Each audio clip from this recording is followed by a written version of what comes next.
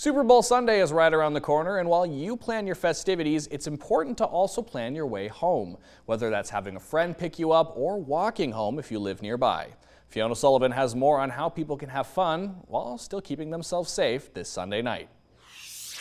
Super Bowl Sunday is in 3 days, and while the streets of downtown may be filled with watch parties and a lot of people will be out partying and celebrating, it's important to remember to be aware of your surroundings and to get home safe, as this is one of the busiest nights of the year. South Dakota ranks second in the country for the worst impaired driving, according to a 2025 analysis from Forbes.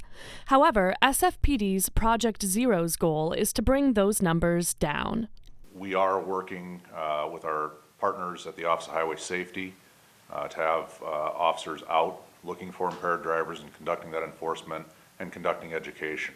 Another thing that is on our radar to get more involved in is driver's education programs and things like that to spread that awareness among young people of the dangers of drinking and driving. One woman, who wishes to remain anonymous, recently offered rides for people in need on New Year's Eve on Facebook, and donations were optional. She was told by the city's licensing department that what she did was illegal, since she wasn't licensed as a vehicle for hire, even though she had good intentions. The dangers in getting into a vehicle with somebody you don't know or hasn't been licensed is just that. You don't know who actually is giving you the ride.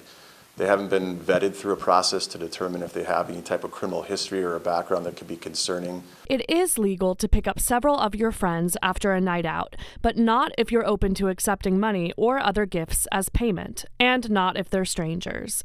The licensing department also has employees that monitor social media for these situations. Into a rideshare or a taxi service, they will document where they're going, and there's a route that's documented with that service, so we know exactly who you're with and where you're going. At the end of the day, you never want to be accepting a ride from someone you don't know who's not registered as a rideshare. You just don't know what could happen, and it's always safer to ask for a ride from family or friends. In Sioux Falls, Fiona Sullivan, Dakota News Now.